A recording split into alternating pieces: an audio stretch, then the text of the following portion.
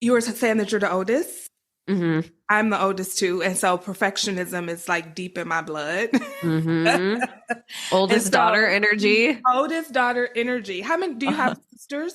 Two younger sisters. Me Yeah. too. It's three of us. Yeah. Yeah. Okay. So Yeah. yeah. So we could talk about all that and however you want to take it.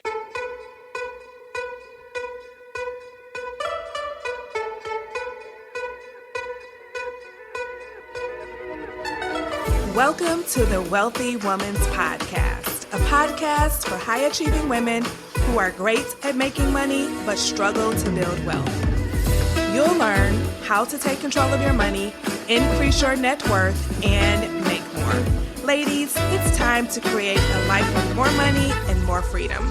Let's dive in. Well, hello, everyone. Welcome to episode number 76. You are in for a treat today. Today, I have a special guest with me. Her name is Paige Pritchard, and she is one of my coaching colleagues who help women to stop overspending. And so this episode is going to be amazing. You are going to be able to eavesdrop on two money coaches talk about perfection and money. We're also going to talk about social media and the impact it has on us when it comes to building wealth. We're also going to look at the concept of doing things right 20% of the time is so much better than doing things right 0% of the time. So many of us want to approach our money with this all or nothing. Either I'm going to do it perfectly or I'm not going to do it at all approach. And it is keeping you stuck. It is keeping you in a situation where you are not building wealth. And we're going to address all of that today. I'm also going to share a story about when I recently overspent, right? I am not perfect. So this episode is going to be filled with nuggets around myself and Paige's philosophies on how to overcome perfectionism when it comes to your money, because it is a problem that is keeping so many of you stuck, and we want to set you free so that you can get to building wealth while enjoying life at the same time. All right, so I will not belabor this. Let's get into the episode because it is so good. Here we go. Hello, Paige. How are you today? I'm so good. I'm so thrilled to be here talking to you. I'm excited. Me too. So, for those who do not know, about a year ago, I was on Paige's podcast and I told her, I said, hey, once I am, good with this podcasting thing, I've had some episodes under my belt, that I wanted to have her on to the Wealthy Woman's podcast. So I just so appreciate you being here. Now, for those who do not know you, can you just introduce yourself and let them know what you're all about? Tell them all the things. Yeah. So you and I do very similar work. And so, which is actually very rare. I feel like you and I are one of the very few people in the money space who really work with women who kind of identify more on the spending side of things. My brand is called Overcoming Overspending. And it really came through my own struggles in my younger 20s. I mean, I was a full-blown compulsive shopper in my younger 20s. Like, there's just no doubt in my mind about it. My kind of claim to fame, if you even want to call it that, it's not a good thing, but my kind of claim to fame is that when I was 22 and I had first entered the real world, I got it was my first job out of college, making $60,000 a year. I moved back in with my parents because I had tons of student loan debt. I had no money. So I was like, I'm going to move back in with the parents for a year, save, get out of debt. And I blew it. I completely blew. And I mean that literally and figuratively. Like, I blew the opportunity Mm-hmm. to start that financial journey. And I also blew all my money because I just shopped all the way through it that first year. I spent my entire $60,000 salary on clothes and shoes and handbags and accessories. It was all in my closet at the end of that year.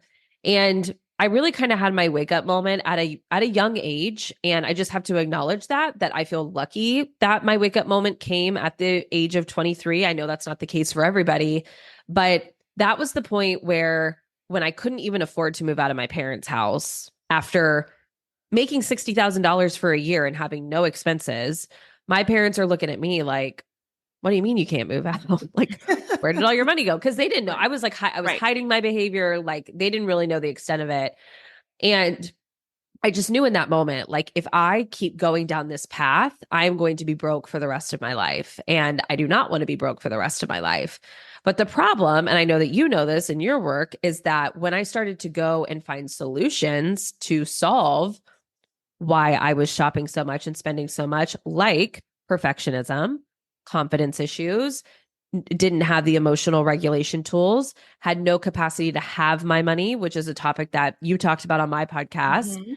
There's nothing out there talking about that. It's just a bunch of old white guys being like, unsubscribe from emails, unfollow people. And you're like, Stop going to great. restaurants. Yeah. Uh-huh. Yeah. Stop eating out. And, or like, just, my favorite, just stop. Just stop. Right. And you're like, great. Thank you so much. I'm magically healed now. So I kind of started down this path that, you and I kind of both went down, where I started really getting a lot into the mindset work, the emotional work. We both have life coaching certifications through the life coach school, which is where I really started to blend life and money and all that goes Yes. into it. And that's when I really decided to talk about overcoming overspending and make that my mission and my brand, because I think that people have always struggled with spending habits. Hmm. But even in the last 5 years, I think that the problem has gotten exponentially worse with social media, with COVID, with the rise in technology like Amazon. I really think there's this huge storm brewing.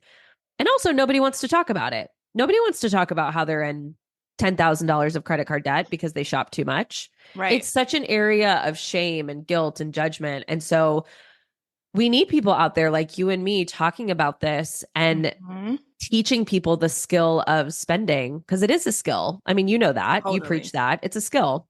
It is. It's a skill. And when I was on your podcast, we talked about the skill of having money.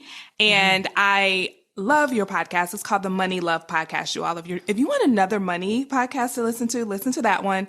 And I was listening to one, and you talked about the fact that you were an oldest daughter, Mhm. like I am, that you have two younger sisters, like I Yep. do. And I was Mhm. like, no wonder we're just sisters. That's Two all. peas in a pod, we are. Yes, we talk about money, we talk about perfectionism. And so today that's what I really want us to talk about, is perfectionism when it comes to money, and what your thoughts are on that. And did you ever struggle with that? I know you went through your $60,000 worth of your salary, right? And Mhm. then you decided there's something, I have to do something about this. Did you ever struggle with perfectionism kind of holding you back a little bit with your journey? Oh, absolutely.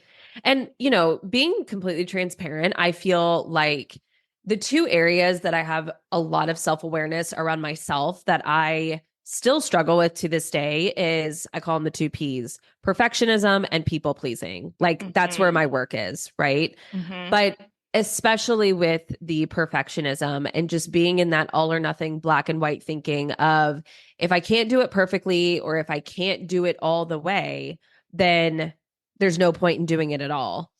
Yes. And I see this so much in the women in my community where, and again, I think this is where social media has started to play a big part in this, where, again, I think perfectionism has always been an issue, especially for women. But I think social media has been the gas being poured on the open flame that's taken our levels of perfectionism to a whole new level, because we are now exposed every day to these accounts that have seemingly perfect Yes. homes and Hmm. pantries and ice cube collections and skincare routines, and that's like what we get into our head of, like, that is the standard and that's what my life needs to look like. I need to have the perfect home and the perfect wardrobe, and my kids need to look perfect, and my husband needs to be perfect. And thinking about how that mindset impacts your spending, it's Oh, crazy. absolutely. Absolutely. And then on top of that, it's like a double-edged sword. Like, you're trying to live this perfect life. So you're probably doing a lot of spending to make it look perfect, which we all know that perfection is not even real. It's not a thing. Yep. But then you also want to have a perfect system for your money. Your budget has to be perfect. You can't make any Yes. mistakes with it. And it's just like, something's got to give. And usually what happens is you just give up and you don't even try getting your money under control. You don't even try really working to build the wealth that you and your family really desire to have. Do you ever notice women taking an all or nothing approach with their money? I see it often in my community where it's like either I'm going to give up everything and I'm going to put myself in this super strict budget, or I'm just not even going to look at my money. Yes. Yeah. Yeah. It's just our brain's tendency to want to be on one of those ends of the extremes, which Mm-hmm. I think when you can understand like how the human brain is wired, the brain wants to live on the extremes because the extremes feel safe. And Mm-hmm. we feel like we have more control on the extremes. Even when we're on the extreme end of like, well, I'm just not going to do anything at all and I'm just going to stick my head in the sand, even that gives us more more of a sense of safety and security than that gray middle space that's like, well, I'm going to be doing it right sometimes, and sometimes I'm not going to be doing it right.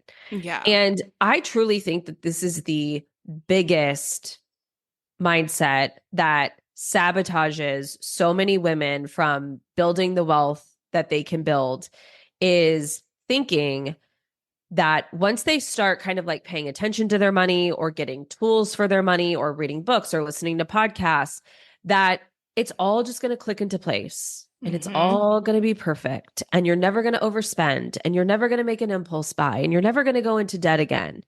And the reality is like there are stages to behavior change. And those first early stages look like you still doing it wrong 80% of the time. And Yes. I have to tell women in my community that all the time. I'm like, listen, if you are showing up and doing it right, even 10 or 20% of the time versus 0% of the time, we're going to celebrate that like you've just won the lottery because that is something. But what do? We look at the 80% of the time that we're Mm-hmm. not doing it right. And we're like, well, I'm not doing it perfectly. I'm not doing it right. That means it's just not meant for me. Might as well just quit and give up. If you're in that mindset, like that mindset basically makes it impossible to have any sort of longevity in anything, right? And I Yes. also think it's important to think about like, do you see this mindset coming up in other areas of your life, not just your money? Because this could just be a mindset that you're just in the practice of being in and being practiced of being in the mindset of the perfectionist mindset of like, well, I Yeah. can't do it perfectly. So I might why as well try? not do it at It's all. so common. So common. And I like to, when I work with women with this issue, I always remind them it's all about progress over Mhm. perfection, right? 100%. Progress over perfection. And to look at those opportunities when it's not perfect as learning opportunities, Yes. because you Yes. can see like, oh, okay, I did it quote unquote correctly 20% of the time and then 80% I didn't. What was going on there? What can I learn from Mm, that? And it yeah. just really helps them to say, oh, like I don't have to be perfect. I can learn because we're always learning and growing and figuring it out. So I love Yeah. that you said that. And I just Yeah. like to just say, hey, progress over perfection. Hmm. And we're just trying to get a little bit better every single month, right? Just a Yeah. little bit better. And eventually you're going to see massive results with just that little bit of increase in progress. Yeah. Progress over perfection. I have a couple of pillars that guide my community, right? Mm-hmm. Just kind of like that guide the culture of my community. And one of those pillars is progress over perfection, because I Good. think we always have to be reminded of that. And something that I did, I'll just offer this to the listeners that was really helpful for me. And I give this advice a lot. I was just giving this advice on a coaching call yesterday, was a couple of years ago, I just decided for me to just completely eliminate the word failure from my vocabulary, because the Mm-hmm. word failure just felt really heavy to me. It felt really scary. It always like failure always just kind of felt like the boogeyman that was like about Yes. to come out and get me, right? That I was always worried about. And I think when you can just reframe failure, and now what I call failure is learning. So Yes. I always say that with money, there's two things that are going to be happening at any point in time. You're either going to be winning and doing things right, which it's always great when we do that, or you're going to be learning. Yes. Because failure is where the learning and the growth and the transformation is. Whether we like it or not, the most valuable lessons you will learn is when you screw up, is when you do things wrong, is when you overdraft the account or you spend money on that stupid purchase that you wish that you didn't. Like that's where you learn. So if failure feels like something, because perfectionism and failure live on opposite ends of the spectrum, right? They're kind of like mirrors of each other. If you are somebody who feels like you have really big perfectionist tendencies, failure is probably one of your greatest fears in life. Yeah. Is being deemed a failure. So you have a big fear of failure. So your work is reframing that failure. And that was really helpful for me as somebody who's still working on my perfectionism. Is I just don't even use the word. Yeah. I just say learning. I love it because I did a workshop at the beginning of the year and I talked about failure. And for me, failure is quitting. Yes. Giving up. It's just quitting. It's giving up. And if you're not quitting or giving up, then you're not failing. Exactly. And that's what keeps me going. All the time, because I'm sure you make mistakes, Paige, with your money still. Yes. I know I do. I just think it's so important because yes, take it out of your vocabulary and or just say the only way I'll ever fail is if I quit and if I give up. Yes. Versus, totally agree with that. If I haven't quit or given up, that means I'm learning and I'm growing. Love that. Yep.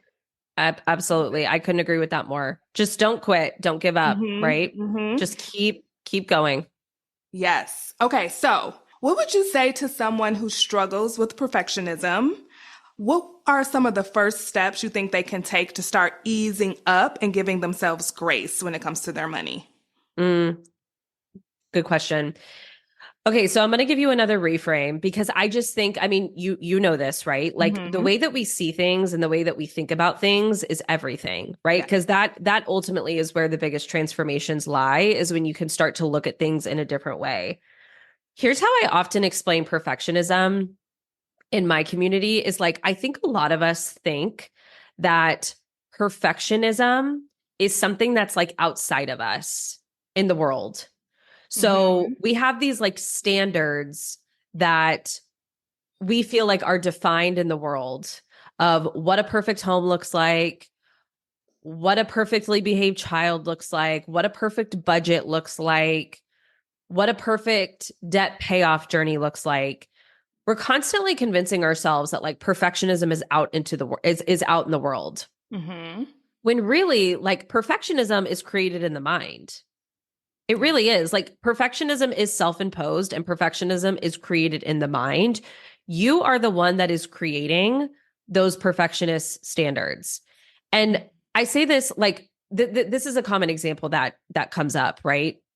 Like for instance, I was coaching a woman in my community who she does a lot of spending over the holidays, right? She always wants to make sure that like her home for the holidays is like just decorated to the nines.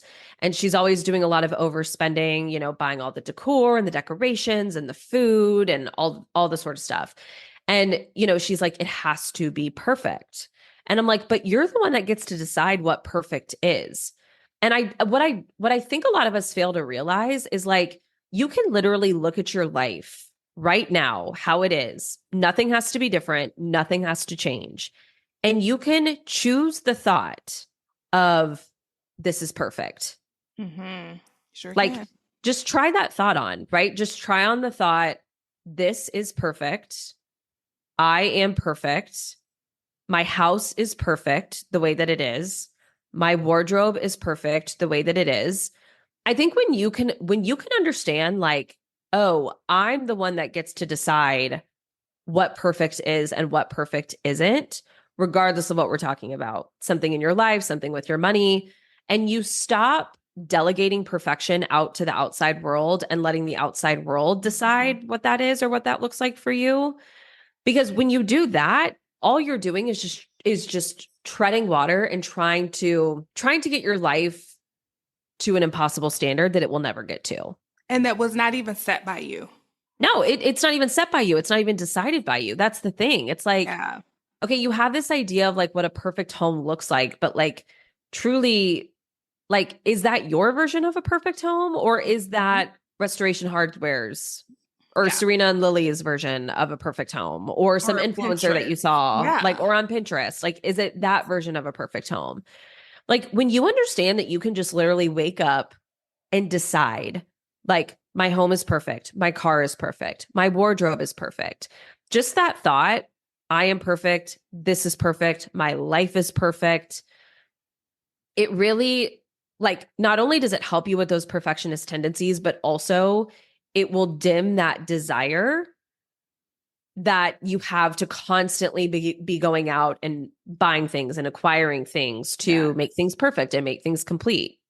Yeah. So it's kind of like a deeper one. It's not like a and listen, I'm not saying that like this is a quick thing. It's definitely a mindset shift. You might have to try this on a bit and just kind of Hmm. work with it a bit, but you have to be able to see that perfection is not out in the world. Like Yes. you get to decide what that is. Yes. And it was interesting. So it was Mother's Day just this past weekend. And, everybody's definition of what a great Mother's Day is so different. And one of the ladies, she's an older lady, and she was just like, "Oh, I know you're so happy that you have both of your kids home because I have one in college now." Mhm. And I was like, "Oh my God, I'm so happy about that." And she said, having everyone in one space is perfection. And I was just like, yes.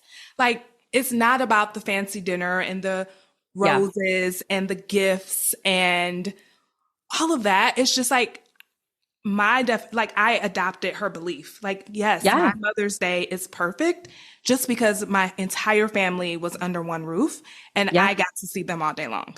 Yeah. Can I tell you about my Mother's Day? Because when you're Sure. saying that, I was like, oh my God, this is so true. So we woke up on Mother's Day. I have an almost 2-year old. And we woke up on Sunday morning with her just being really, really sick, like throwing up Mhm. everywhere. She had caught in a bug. And Mhm. she was really sick all day. And we had all these plans. We were going to go to church and then we were going to go to dinner at my mom's house who lives down the street. We had all these plans that basically just got completely scrapped on Sunday because she was so sick. And at the end of the day, basically all we did was we stayed at home, we sat on the couch, we we watched Moana and Encanto and Mhm. all we went through all the Disney classics because she was just so sick all day. And at the end of the day, my husband and I looked at each other and my husband was like, "Oh, I'm so sorry that, this is such bad timing. I'm so sorry that this happened on Mother's Day." And honestly, I was like, today was the perfect Mother's Day. Like it Mhm. really, like truly, it was unexpected and it's not like what I had in my head, but it was the perfect Mother's Day. Just the three of us. I got in so many good snuggles, Yes. just being present with the three of us. And I think that's kind of like what we're trying to say is like things don't have to be this picture perfect, Mhm. check all the boxes, aesthetically pleasing version that society wants to push to you of like, oh, well, your Mother's Day, you need flowers and a card and chocolates and this. And, Yes.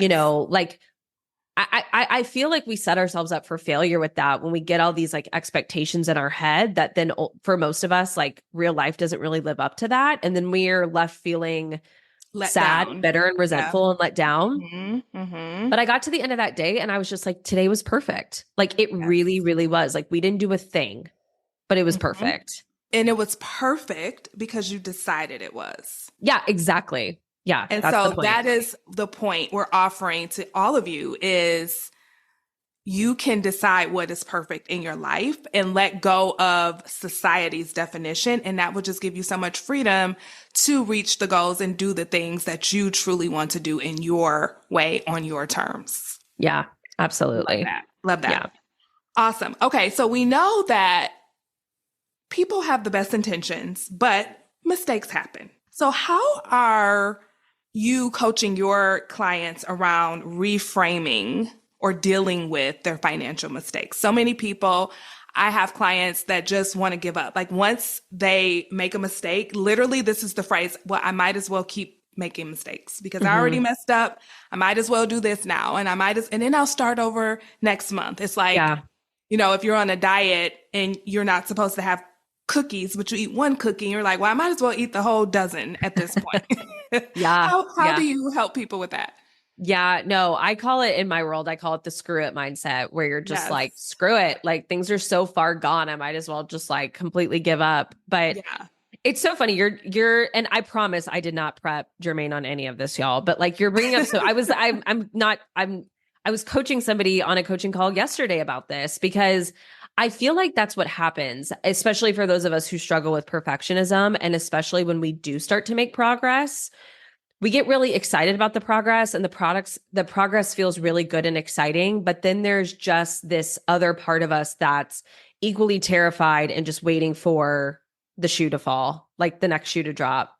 And the person on the call asked, well, what if she said, what do I do if I screw up? Like if I overspend, if I make an impulse purchase, if I go back into debt. And I told her, I said, you have to get the word if out of your vocabulary, like out of that sentence and just stick in when.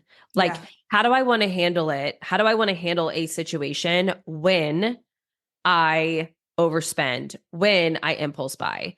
Because by setting yourself against a standard to say, like, oh, I don't think I'll ever do this again. Like now that I have these tools, like I'll never eat another cookie again. I'll never make Mhm. another impulse buy again.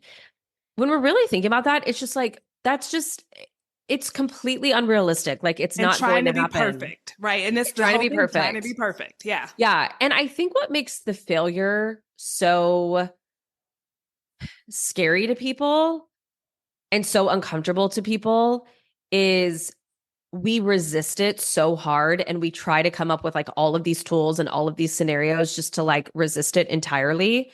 And again, I think when you can reframe the failure, like I said earlier, to Hmm. learning, and B, when you can just like expect it.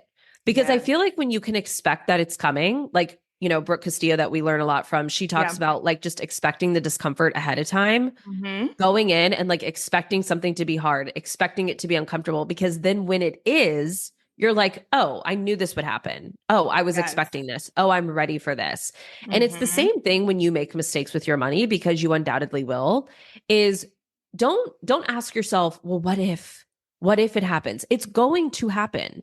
The question Hmm. you need to be asking yourself is, how will I handle the situation when it happens? How do I want to show up in that situation? Because when you can expect it, and then when it happens, it's not like this huge catastrophic, oh my God, the sky is falling. I'm such a failure. Let me give up. You're like, I was expecting this. I was Hmm. ready for this. And it still doesn't make it feel great, Right. but it really lessens that blow. And I think it lessens it to the point where it gives you sustainability into the future. Like it doesn't bring you to that breaking point where you're like, well, Hmm. let me just give up. When you Yes. can expect the failure and the mistakes to happen ahead of time and then they happen, you're like, here we go. I knew this was going to happen. And you have a plan to deal with those mistakes as they arise. Yes, and it doesn't include beating yourself up and it doesn't include Mhm. quitting. It doesn't include any of those. It's a great opportunity to just learn and say, oh, what was the trigger? What was going on? What was I thinking that Yeah. made me, do this? It's funny because I had a girls' weekend a couple weeks ago, and all transparency, I overspent. I tell my clients all the time, and the listeners of this podcast know, technically I didn't overspend because I had the money and it was spending money that I can do whatever I want to with. Yeah. But it was probably more than I was thinking. And Hmm. I realized it was learning. It was Yeah. learning. I realized that it was because we hadn't been together in a long time and I hadn't been out shopping. Usually, if I shop, it's online now. And it was just all the pretty things and this and that and this and this. And it was just like, oh, you just got caught up in the moment and you threw Yeah. out your 24-hour rule because you knew you weren't going to be here 24 hours later. Yeah. And Uh-huh. so it was just like, oh, this is an opportunity for me to learn. So when I say I overspent, I didn't overspend my spending money, but I probably spent more than I would have had had been a little bit more, I guess, expecting that I was going to want to do that. Yeah. So again, nobody's perfect. And No. I reflected on it and I'm like, oh, this is why, because I was just in the moment and I got caught up and I saw all the Mhm. things and that's what I did. And I Yeah. forgave myself. I didn't beat myself up. And next time I'll know to kind of be on the lookout for that. Yeah. You kind of have to look at it like you're a scientist just Hmm. evaluating your past self. I Yes. think whenever mistakes happen, we have two options. We can either default to the self criticism and the self Mhm. loathing and the shame and the guilt and the judgment, which we've been conditioned to believe is super helpful and super productive, even though in reality, it's really not. Hmm. You have that option to choose. Or I think the option that is much more productive and helpful is taking on the role of just a scientist and kind of Hmm. viewing your past self as the subject and approaching why you did what you did with curiosity and compassion. Like when a Absolutely. scientist is studying a subject, he's not looking at the subject and being like, oh, you're so dumb. Oh, you're so stupid. You're such a failure. I don't know. Like the scientist is just looking at the subject, gathering data, gathering information, gathering learnings from the environment and coming to a conclusion, right? Yeah. And that's what you have to do with your own self is, and I think that's like a perfect example that you just walked us through is like, okay, I created a result with my money in the past that I didn't necessarily love. Like I Hmm. would want to do it differently moving forward. So let me just kind of start to evaluate like, why did that happen? What was I feeling in the moment? What was I thinking in the moment? Were there things going on in my life externally that might have impacted why I made that choice or why I did what I did? It doesn't have to turn into this, self-loathing party where you beat yourself up and tell yourself over and over what an awful, terrible person you are. Because there's actually a lot of interesting research coming out about this now that self-loathing and criticism and judgment, when you are in that place, it actually sends your body into like kind of like a low grade fight or flight response Hmm. where you can't make productive change from that place, Right. right? Right. Like when you're activated and when you're dysregulated and when you go into fight or flight, you're not going to be able to make sustainable change with your money or any other area of your life from that place. The place that you actually can start to make change is self-trust, Hmm. self-compassion, and just having like an unwavering commitment to just being so curious about yourself. Like if you can just make that one priority just to say like I am going to commit to understand myself on a deep level and understanding why I do what I do, why I think why I do, the emotions that I'm feeling, the emotions that are hard for me to feel. When you can really get to know yourself on a deep level, that's when you'll stop beating yourself up. That's when you'll stop abandoning yourself. And that's when you'll actually start to be able to make lasting change. Yes, I love that so much. So you're saying that, either you beat yourself up or you just become really curious. And I think there's a third option that I don't recommend where you just kind of blow it off. You don't say Mm-hmm. anything. You know what I mean? Where it's just like, oh, Yeah, I that's a spent the good point money. too. Oh well, Yeah. on to the next. And then you rob yourself of being able to like learn from that. And I think sometimes that's where we are before we come to this work anyway. So for most of Yeah. you all who are listening to this podcast, you are in Paige's community, my community, you've already probably started to get a little bit of awareness around your habits and you don't want to continue to just blow them off and think that, they're harmless when Yeah. they really are causing harm. So I love that. That was so Mhm. good. Yeah, I and I'm glad you brought up that. I'm glad you brought yeah. up that other scenario too, because that's one as well. I feel like most people, like, yeah, that's kind of like the spectrum, right? Is like Hmm. you don't care at all, or I think that the people who like, if you're somebody who defaults more towards like really beating yourself up, like you're really, Hmm. really, really hard on yourself. To me, that's kind of like caring too much, right? Like putting Yes. too much weight and too much stake into a certain area and overly inflating that. And then you have the people that like don't care at all. And we kind of want to be in that like middle, right? Like we Yes. want to Love care. it. We don't want to care too much to where it's like detrimental, but we want to kind of be in that like middle ground Yes. And I between love those how you two. said the curiosity and compassion with yourself. Mm-hmm. That's so good because I think that's where the growing can happen. That's where the safety, you can have safety, kind of feel safe with yourself that you're not going to beat yourself up. You're not going to, cause harm to yourself based on, because of, I should say, your past actions, which is a great thing to not do. Yeah, absolutely. For sure. So this was so good. So we're going to wind down a little bit. And you know that my audience, I really cater towards women who are making really good money, but they're not Mm-hmm. building wealth, right? So they Mm-hmm. make good money, but they have trouble keeping it. And a lot of them have this all or nothing approach. To Yep. wrap things up, what specific advice would you give them to help them build their wealth without being perfect? Mm. I would just say okay, let me give you a couple things. Mm-hmm. Is doing something imperfectly and even doing something a little bit is still way better than doing nothing at all. Yes. And so I think it really starts with kind of like what we were saying earlier is noticing if you are somebody who likes to indulge in that all or nothing mindset. You have to have that awareness around yourself to say like, ooh, this is something I definitely do that. Like this is a Mm-hmm. tendency I have. I can catch myself having the thought or the belief of if I can't do it fully or if I can't do it perfectly, there's no point in doing it. And I really want you to challenge that thought. Like really challenge that thought and ask yourself like is that actually true? Is it true that doing nothing at all is better than even doing it a little bit? And I think in the beginning, I'm sure you see this a lot too, is I just think we have a tendency to come too strong out of the gate, especially when, we find a new book or a new process or a program or a new teacher that we get really excited about. And that's great and that's amazing. But I think that also gets us in the mindset of I have to implement everything now. I have to implement everything overnight. Mm-hmm. And oftentimes it's just too much, too fast, too soon. And it just creates this like overwhelmed situation where again, you're just like, I'm just going to give up. What you have to understand about money is like money is an area of your life that will always be a part of your life.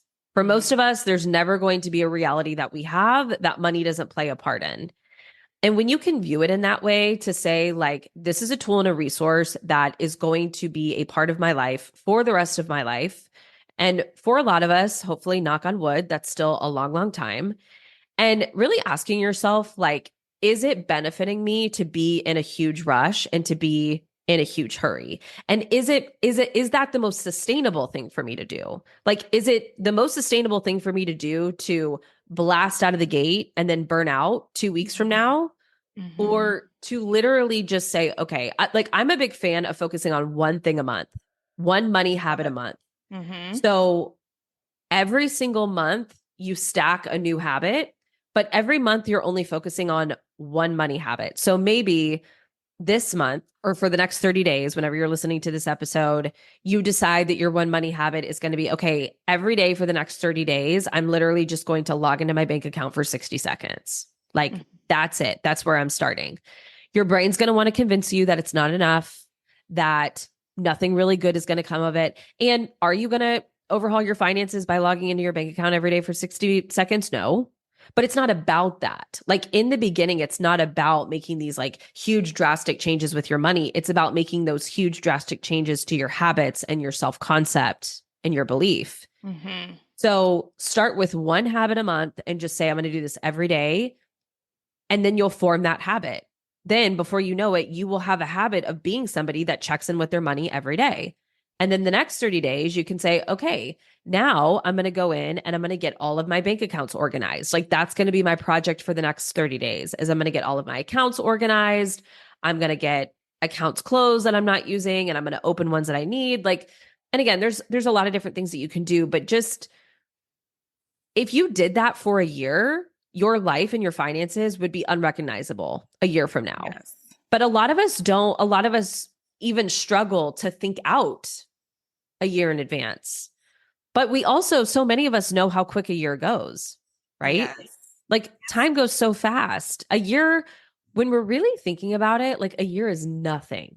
It's so quick. I So mean, quick. and that is why my program, the Wealthy Woman's Academy, is a year long because I believe you need that amount of time to Mm-hmm. really change because it doesn't happen overnight. And I Yeah. am not going to sit here and tell people that it does because Yeah. it takes time. So yeah, Yeah. I love that you Yeah, said that. my like I'll say this similarly, like I have a membership model where it's just like, and I actually I don't mind sharing this, but I'm going to be changing that. Oh, cool. Well, I'm not going to be changing it, but I am going to be requiring a commitment where right now I don't. Like right now it's literally just like you can come in and you can stay for as long as you want or leave whenever you want. But what I'm finding is that like people are coming in of the mindset of like, oh, I'm going to change my finances in 30 days. And it's like, no, no, No, no. no, no. You know what I That's mean? just Like, the not happening, beginning. sister. Like, I'm sorry, but no. And so, similar to you, I'm actually going to be changing my membership to require a year-long commitment. And I obviously understand that, like, that's probably going to deter people. But I don't care because I'm like, listen, I feel like I am doing you a disservice as your coach to instill the belief in you that this is going to happen in 30 days or even 60 days or even 90 days, 90. like a No. year Yeah. minimum. And when people hear my story, like going from just being like a complete hot mess to, all I've been able to accomplish, I mean, we're talking about a span of 10, 15 years. Oh yeah. Like, 100%. I mean, we were in over $200,000 worth of debt. You think that happened in 30 days? yeah. No, Hmm. it was a process, and that's why I am always going to preach that let it be a process, but during that process, you can still enjoy your life. You can Yeah. still have fun. You don't have to, wait until retirement to have fun. You can still do things you enjoy, but get your money under control. And I'm so glad that people like us are out there saying, listen, I know we want quick fixes around here. You've been handling your money a certain way, most of our listeners, for decades. So Hmm. what makes you think you're going to just get rid of all of those habits in 30 days or less? It's just not going to Yeah. happen. It's not. It's just not going to happen. And I think the more realistic you can be with yourself about that, Mhm, the mhm. more you will set yourself up For for success.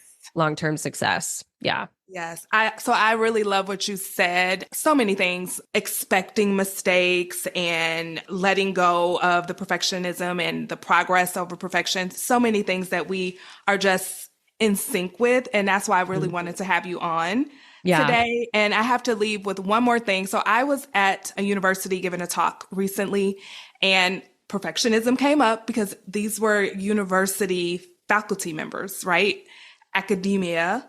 Everybody Hmm. was super smart. They were doctors and in their field. And one of the ladies asked me, she said, well, what happens when you have an unexpected expense? So she was like, I mean, when that happens and I have to buy a plane ticket and I wasn't expecting it, I just want to throw the whole thing away. It was, again, that perfectionism showing up. And I told her, I said, listen, I know I'm in a university right now, but we're going to talk about the B plus mindset. I know Brooke, our teacher, she talks about the B minus, but I just go with the B plus. Do you talk about that in your community as well? Oh yeah. Yeah. Yes. Which Yeah. I mean, listen, this is like where I really struggle. Like this is probably the hardest part for me. Mm-hmm. Especially when it comes to like my work and like putting stuff out in the world. But yeah, just being okay with B plus, B minus work, because again, like that, like the most important, I think what we fail to understand is like the most important thing in your path and in your journey. It goes back to what you said earlier about the only way that you can really fail is if you quit or give up. Mm-hmm. And when you can understand that that's it, like that's really the only thing that can really throw you off is doing B plus or B minus work. The most important thing with that, it's not even necessarily the outcome that you're creating, it's the fact that you are building momentum for Yes. yourself. Like Yes. that's really like the important byproduct of B plus work, B minus work, making mistakes and being kind to yourself, being okay with things not being perfect is you're continuing to keep that momentum going and going, where you're just like, okay, I'm just going to keep going. I'm just going to keep going. I'm just going to keep going. Because when you strive for A plus plus plus work, getting that 100, in life, whatever that looks like for you, that's a hard thing to do, right? It's a really hard thing to do to get a perfect grade and a perfect 100. Like, have you ever heard of this? This is kind of what I think of. Like, have you ever heard of those college professors that never give an A in the class? It's just like a principle of theirs. Yes. That's kind of like how I think about life. Like, I just think that life is like one of those professors that's like, you're just never going to be able to get a perfect score because that's just not how life is. Like, life is just the professor that's like, it's just how we do things here. It's just a fundamental practice for me. I don't give anyone an A. I don't give anyone a perfect grade. And that's life. And so when you're trying to get the A or the A plus plus, the perfect grade, when like you're never like it's impossible, you're never going to get it no matter how hard you try, then you can realize, okay, well, let me just show up, do the best that I can, understand it's not going to be perfect, get the B plus work, and just keep myself moving. That's it. Yes. Love it. That is a perfect place to end. And I'll just add this because this was funny. So after I gave that talk at the university, the woman who invited me, she said, I love that because B's get degrees.